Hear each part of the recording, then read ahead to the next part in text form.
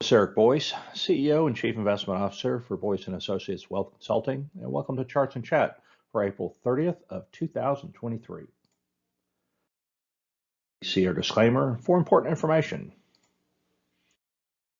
Certainly the news of the week is the economic report, the GDP report that came out here towards the end of the week, and it was a significant miss versus expectations, although I have to give credit to the Atlanta Fed, their GDP now, which really pegged it on the money. There were some estimates out there, 2.25% on an annualized basis, which itself is a deceleration, as you can see here in this chart from the last several quarters.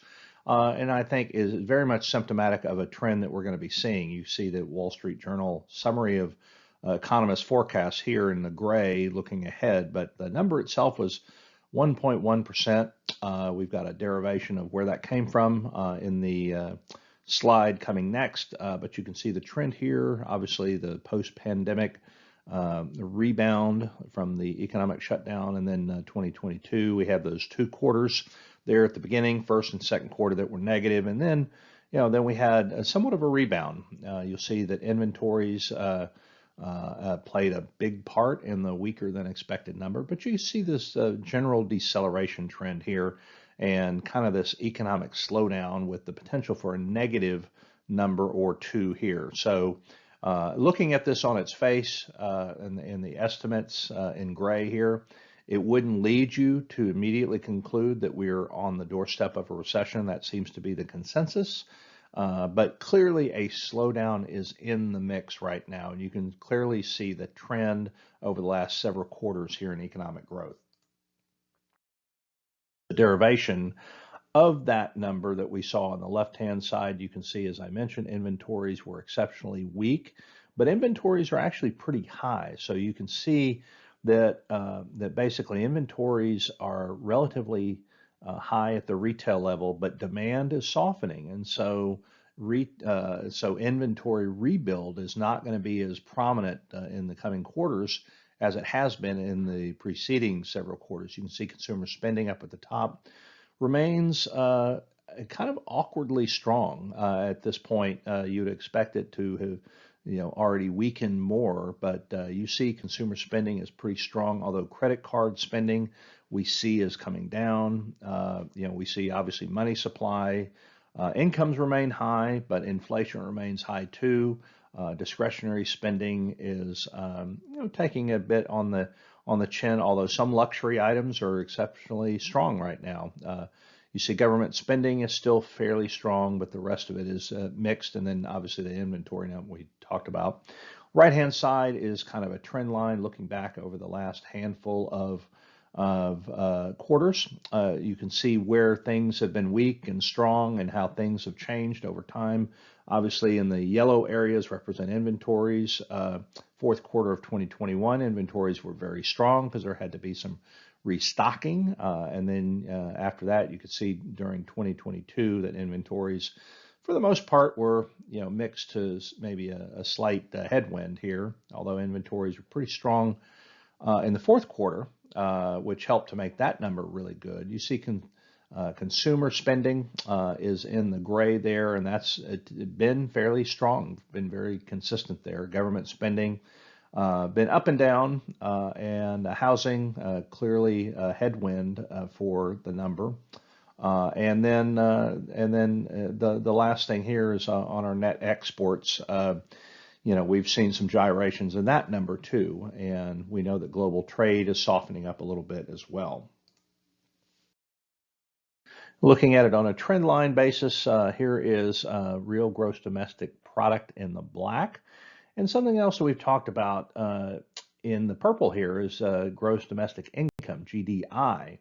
And for quite a while last year, and we were talking about this a bit, that it's almost impossible to think of having a recession when the gross domestic income was exceeding gross domestic product by a pretty fair amount, and it was unusually, the difference between those two, as you can see, typically follow each other, was unusually high. Now that gap is narrowed now, so I think it with incomes having slowed and gross domestic product kind of like continuing its upward trajectory. And again, this is not a year over year percentage number. This is the actual aggregate size of the economy, which now is about 20.3 trillion, if you will. So we've got that. Here's a chart on the left on tax collections. You can see 2022 is in red, 23 is in blue. Some of this has certainly been expected with a slower economy overall, but tax collections are down quite a bit. And so this ties back into the debt ceiling debate. It's a little bit timely too because the GOP-led House has approved a deal that addresses that, but it also is tied to spending cuts. Not expected that it is going to get passed. Certainly not by the Senate, which remains in Democratic hands, and certainly not likely to be signed by the president anyway.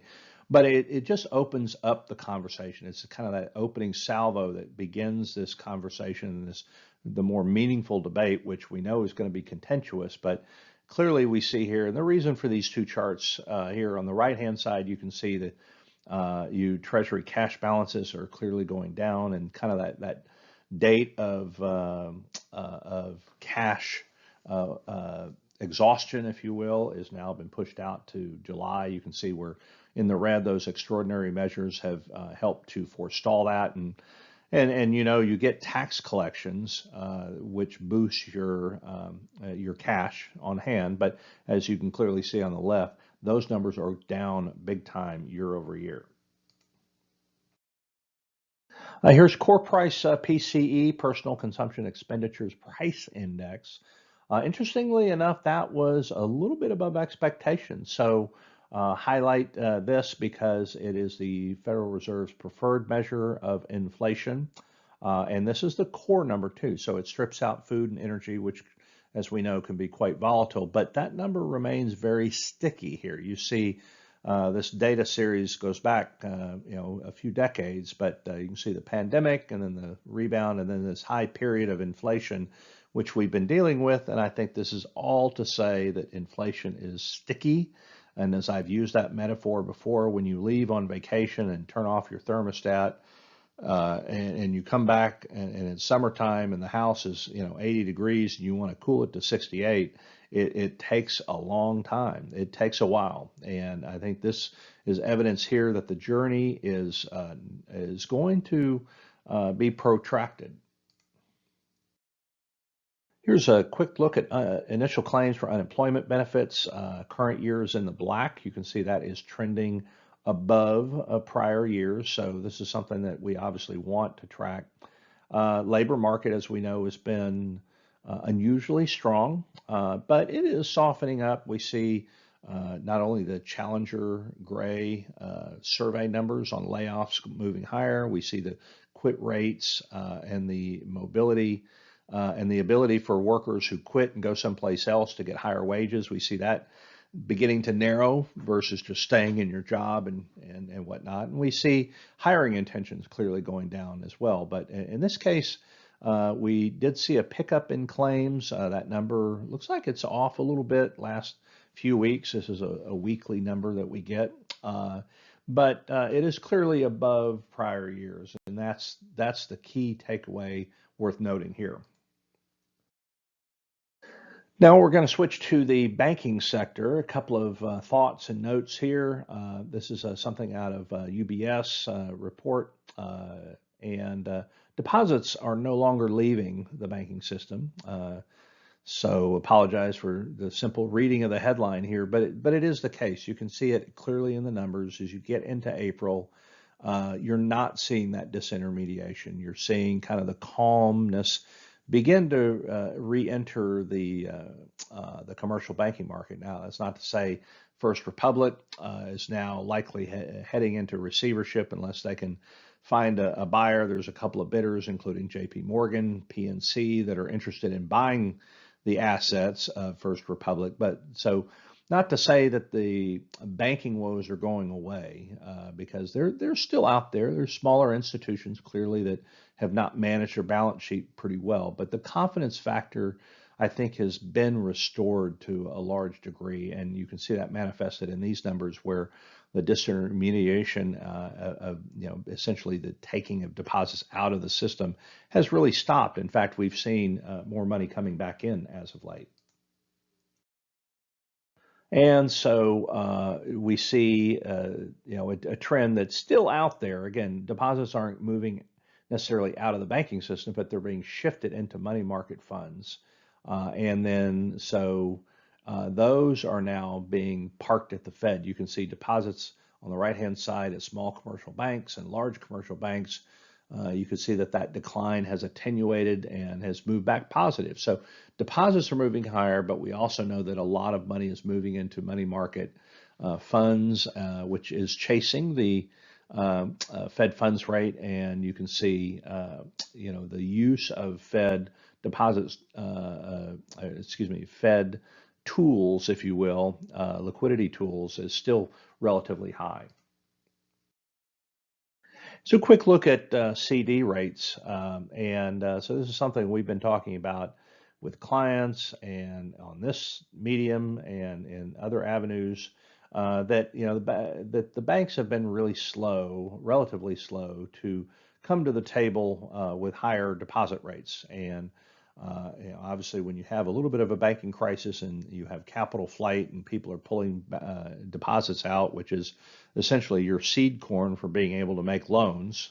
If I won't get into the fractional banking system of banking here, but clearly, there's a long period of time where banks were not as focused on building deposits and being competitive for deposits as they are now. They've come back to the table. Fed interest rates have moved considerably higher, and as a lot of banks realized that that they needed to attract more deposits, they got more competitive on their CD rates, and you can see those here in the gray, red, and blue lines, which are tracking and lagging, as you can clearly see, the Fed funds rate here. So those CD rates are coming up, but again, there are liquidity constraints with these. These are in some cases teaser rates, so banks are trying to be competitive and attracting these short-term deposits. But you can see here, the red line represents 13 to 36 month CDs, and those are really locked up for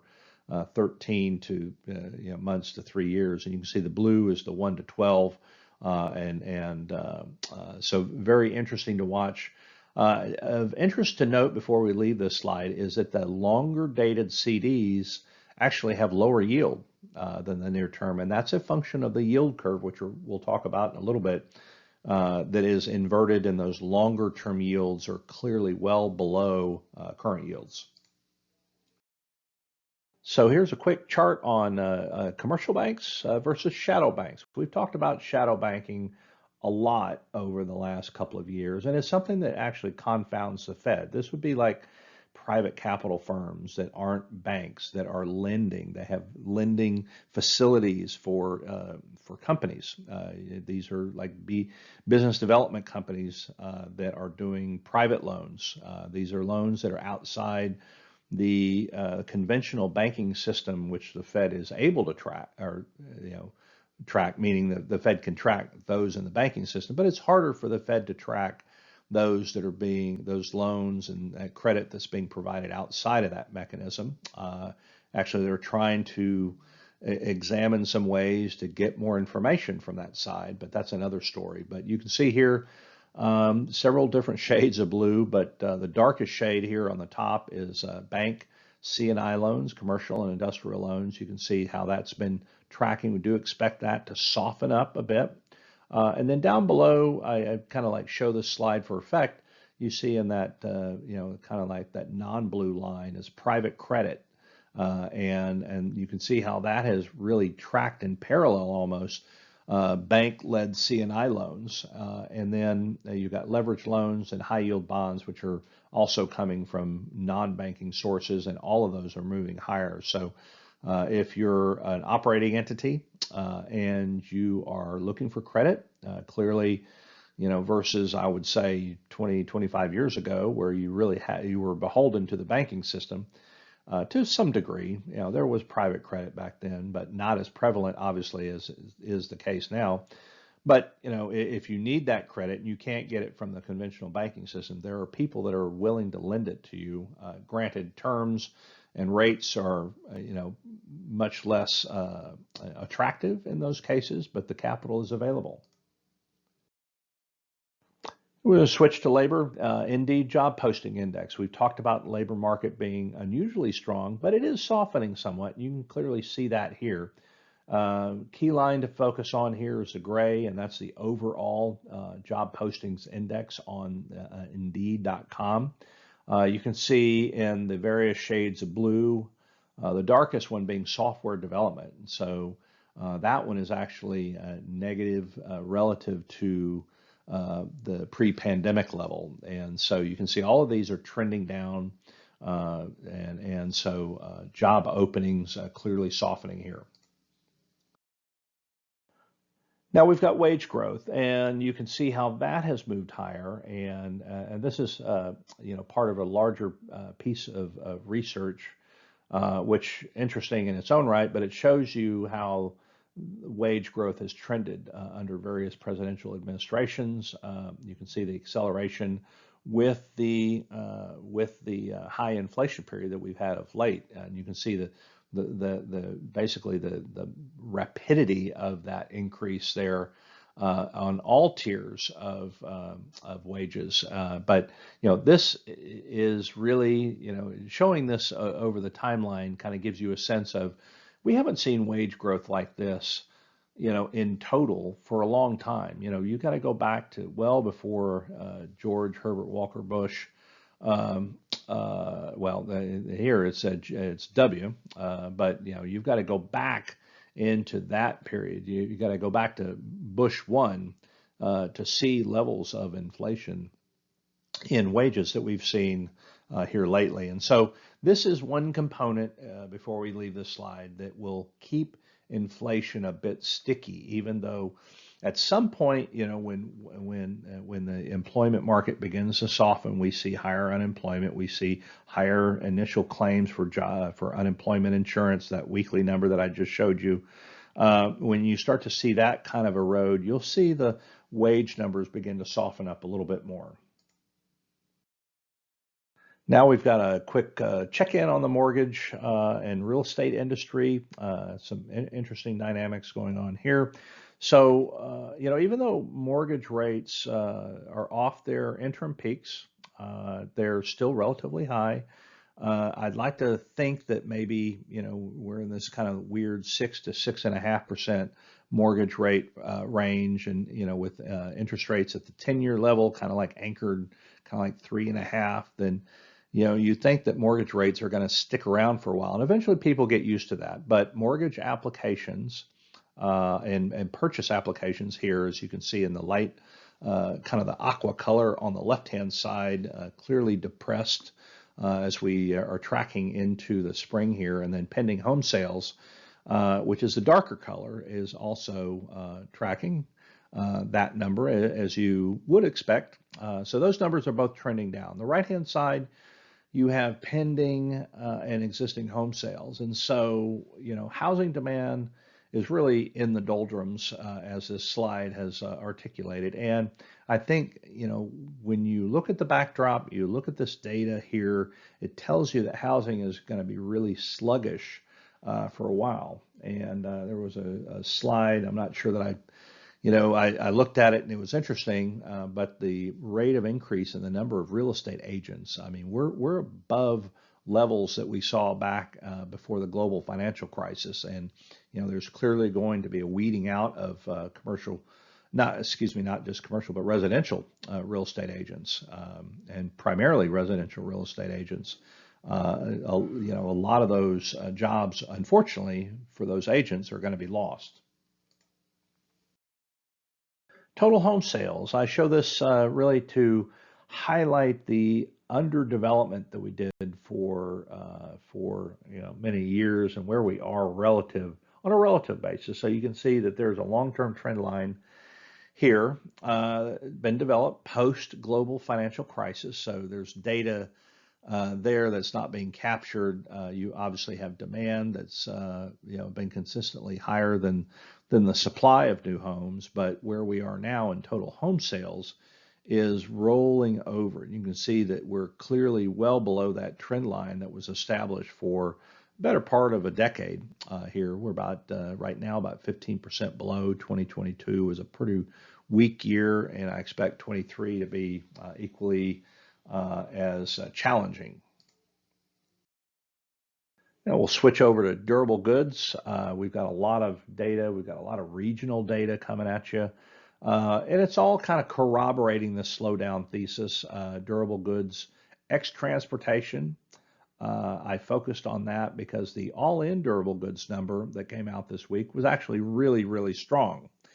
However, the caveat in that is that aircraft orders, and specifically Boeing aircraft orders, were exceptionally strong, and those can be really, really lumpy. I mean, you get sovereign entities that are coming in with orders of 100 to 200 jets at a time, and so that number can get really skewed. But if you strip all that out and you get to the heart of it, the durable goods orders, ex transportation, actually a little bit better in the last reading. It was positive, but you can see this trend line going down.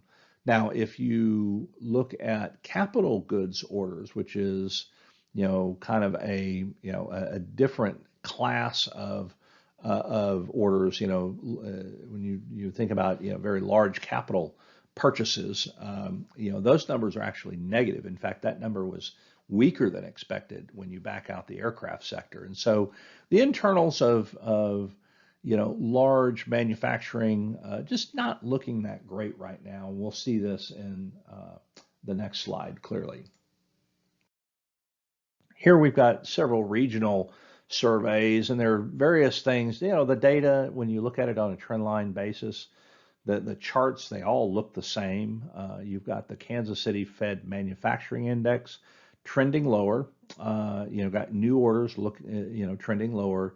And then you rotate over to Philly Fed, and those numbers for manufacturing look the same for the Philly Fed. What I posted here was the non-manufacturing to kind of show that, in different regions, not only is manufacturing impacted, but non-manufacturing is impacted as well. And then the Richmond Fed, again, showing that manufacturing index being below the center line here, being negative. So this data, as we get these incremental reports, they're pretty meaningful. I mean, obviously we get San Francisco Fed, we get Empire State, which is kind of the New York area, and this data is all looking very similar. Now I'll switch to profit cycle. We've got various charts here. Rich Bernstein advisors have a lot of respect for the work that they do. And so they're looking at the global profit cycle. And so as we look overseas and look at the global backdrop, and we see that trade is contracting, which is consistent with the kind of environment that we're in, even though some areas are doing better than others. And if you assume that the dollar is not going to be as strong as it had been, then you would expect some of those areas, particularly maybe emerging markets, on a relative basis, to perform a lot better than the U.S. And that is indeed the case. In some of those areas, from a long-term cyclical perspective, industrials and materials could look fairly strong over the longer-term horizon. But you do see profit cycle trailing EPS growth is negative and has been for a while. And something that, from a theme perspective, has been very pronounced here is that, we've had very limited breadth of participation in the market over the last several months. And you can see here, to try to interpret what you're looking at, this is the return spread between the market cap weighted and the equal weighted S&P index. And you think about the market cap weighted, the very large companies are very influential on the market cap weighted. S&P, which is the one that's reported. It's the one that we watch, the one that's tracked, that's published. That's the market cap weighted, and that's dominated by a handful of companies. We're going to see that in a second, but that leadership might be changing. But clearly, I mean, the market cap weighted indexes outperformed to a very large degree the equal weighted. So that what that tells us is that the broader market's not really participating in this rally. It's being led by a handful of stocks, and something that we saw back in the summer of 2020 when the market rebounded, when everyone was ordering Amazon, they were working from home. So there was Microsoft and Google, and those companies were doing extremely well, and most of the rest of the companies were negative. But the other interesting thing here in looking at that delta, the difference between the market cap weighted and the equal weighted index, is these other time periods, and they'll be extremely notable in terms of the I guess the not the irony, but notable in the sense that when they in the company that we're in now with these spreads, 4Q99, that was on the eve of the tech bubble, 98 on the eve of the tech bubble. You go over to 2007 on the eve of the global financial crisis, and all of these numbers are tracking very closely to periods of fairly notable market turbulence. Here's a look at countries with inverted yield curves. We were spending a lot of time for at least I'd say about a year and a half talking about the number of sovereign nations that had negative yielding debt. Well, that is obviously reversed because we have inflation on a global scale. And then we also have this, issue of inverted yield curves. We've been talking a lot about that, about the domestic, the U.S. yield curve being highly inverted, but this is a global issue. You can see the percent of countries now is up to about 50%, and that's pretty remarkable. That this is an expectation that's being built into these fixed income markets that we're going to have this slowdown, and it's going to be a global event, not just isolated to some degree. Here we've got a quick look at the U.S. dollar. We've got the dollar index in blue. That has clearly come off of its peak towards the end of last year. This is a good thing from a lot of different perspectives. Dollar index goes down when interest rate differentials change. So when relative rates across the pond, so to speak, go up, the dollar tends to weaken, and that's what we've seen here. Even though we've been raising our rates, other countries have central banks have been pretty aggressive too, and so we see the dollar weaken. It's good for exports, good for companies that export abroad, that our products with a weaker dollar are more competitive in the marketplace. So, but I do think that this trend of weaker dollar is apt to continue for some time. This is, again, another chart from Rich Bernstein. Very interesting. It shows you the differential between returns. And so, you look at, the 20-year long-dated treasuries. If you look at returns year to date, have done extremely well. Treasuries have done well.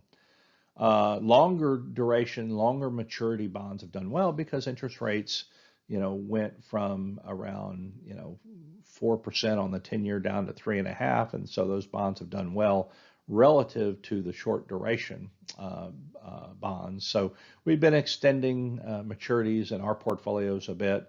I would definitely steer clear of like low quality at this point, but a lot of the trade and benefit from interest rates moving down.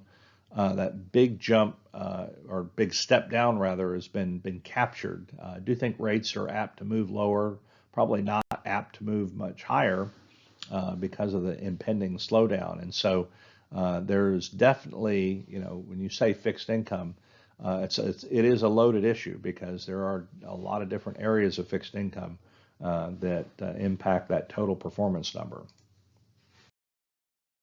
Here's a quick look at credit quality. We've got a lot of the bond market on the left-hand side here. You can see the face value of triple B rated bonds. This is a proportion of those triple Bs relative to the total investment grade market. You can see it's about 45 to 50%, about half the market of the investment grade, about half of the investment grade market is paper that is rated triple B, which is investment grade, but it's one of the lowest, is basically the lowest tier of investment grade. And so in a slowdown, you've got a large percent of the market that's apt to be downgraded potentially.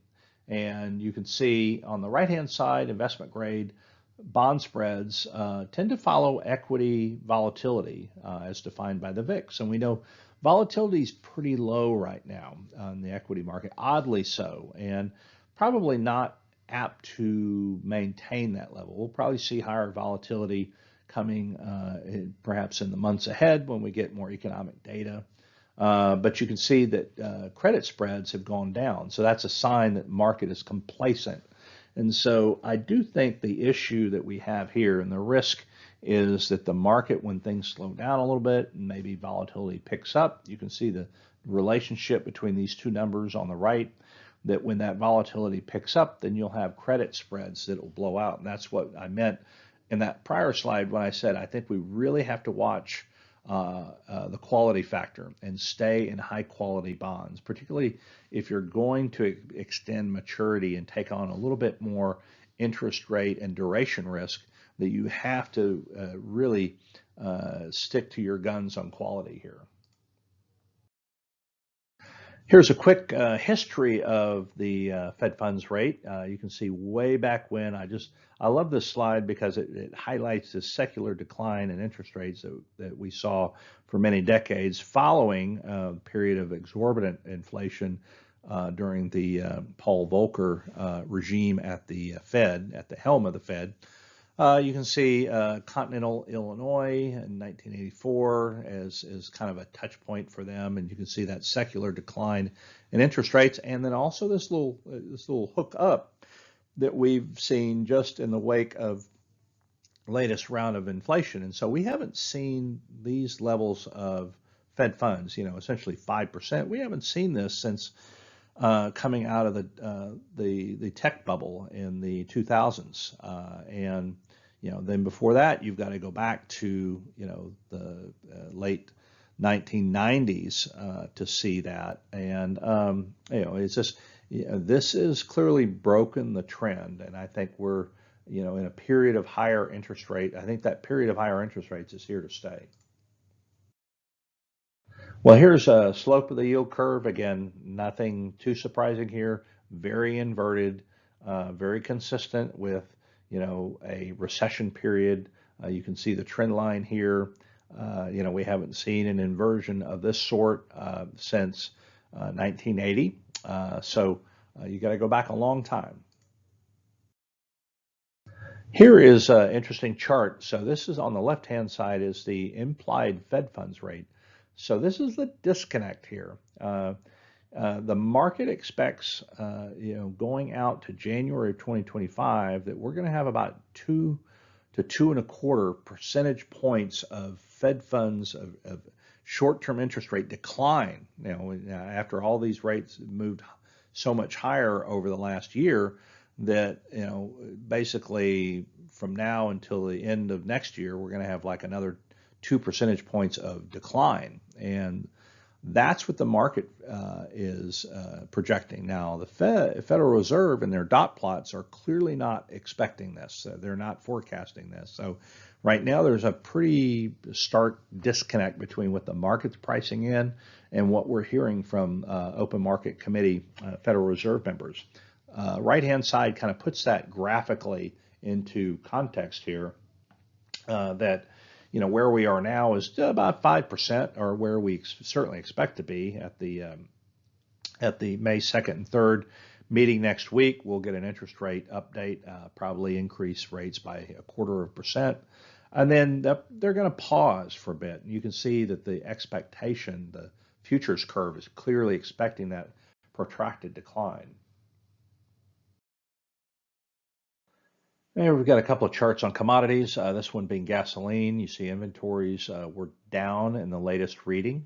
You can see at the bottom, the blue line represents the weekly storage levels relative to that shaded area, which is the 5-year range. You can see that we continue to trend below that 5-year range. So inventories are low, and with prices a little bit higher heading into the peak driving season here, I think gasoline is apt to remain a little bit higher. Again, this is one of those kind of like feel things. So, people, the average consumer, when they're paying, another 25, 30 cents at the pump for gas, that's something that they know how much gas fills up a tank. And so when that bill goes from, I call it, like, making this up a little bit, but like $60 to $85, that's a real impact to people. And it's one of those, you may not have inflation in a lot of areas, but if you feel like you're paying like an extra,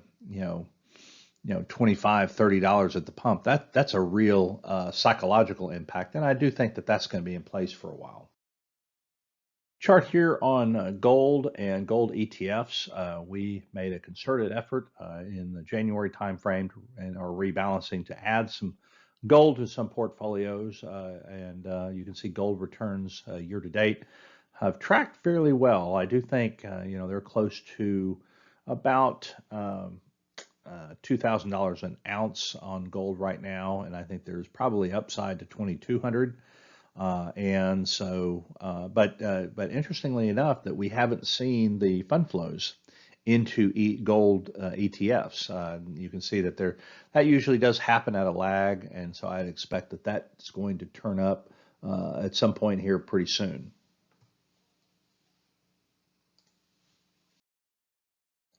Now we have that attribution issue with regard to the market that I alluded to earlier. So this is a chart on the left-hand side. You've got essentially the sign of the relative outperformance by the small handful of essentially highly capitalized technology stocks. You can see those are in the pink. The broader index is in the blue. You can see the pink is obviously above the blue, and then on the lower left-hand side, you see the relative performance is exceptionally strong. So those handful of technology stocks, which are kind of, highlighted on the right-hand side, have really driven the market thus far this year. And it's not necessarily sustainable. It tends to lead when you have that breadth problem, when the broader index is not participating in this rally nearly to the extent that these small handful of highly capitalized stocks are. Usually that's mean reverting, and you tend to see periods of volatility as that outperformance kind of dissipates somewhat. You can see the contribution from these technology stocks year to date, Apple, Nvidia, Microsoft, so on and so forth. Again, not necessarily sustainable. We want to watch this impact here.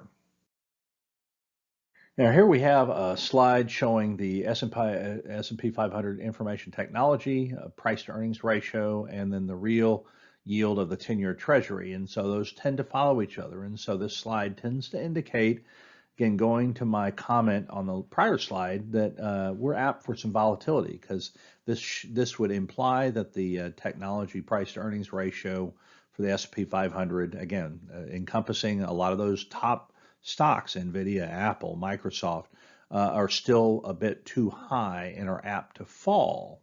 And then on the right-hand side of this chart, you have the high beta stocks relative to the S&P 500. Again, these high beta stocks are a lot of these technology stocks, and that is going away. That's you're already seeing that trend shift. And then, relative performance, you're already beginning to see that roll over. And I think this is, we could be perhaps on the eve of some increased volatility in the S&P. Here's equity sector weighting. Again, this is Rich Bernstein, but I think it is really representative of where I think portfolios should be aligned. You've got more consumer staples. That's like Kimberly-Clark. If you're in a recession, you're still going to need tissue, healthcare, obviously, and we have taken a healthcare sector specific interest in that. And then utilities, materials, energy less so, but then obviously in the more discretionary areas, technology, which we've talked about the last few slides, consumer discretionary, communication, financials, obviously with less lending activity, an inverted yield curve, so on and so forth, and all of the attendant things that we've been talking about within the banking sector over the last month. Anyway, those are sectors that are likely to be underweighted by managers looking ahead over the next 12 months. Here's another sign of that breadth. A number of stocks as a percentage of the total that are outperforming the index, and that number is very low right now. Again, very symptomatic of a market that does not have a lot of broad participation. So it's being led by these handful of stocks. And the takeaway from these last few slides is that you see that technology PEs are out of line a bit, probably overvalued. You see, small caps kind of breaking down a little bit relative to larger caps, and you would expect that the shift here is that the market is going to exhibit a little bit of a volatility period coming up. And in our last couple of slides here, this one we're going to talk about, how the tightening credit situation that we're seeing now in the financial industry, how that's going to impact basically the stock market and revenues per share, which as we know, is the mother's milk of profits for the S&P 500. And so there's a pretty tight relationship here. I actually really love this chart data from Haver Analytics and S&P.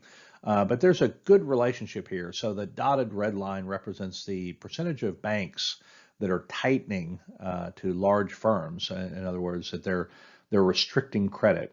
We get this from the Senior Loan Officer Survey, the SLOOS data, so to speak.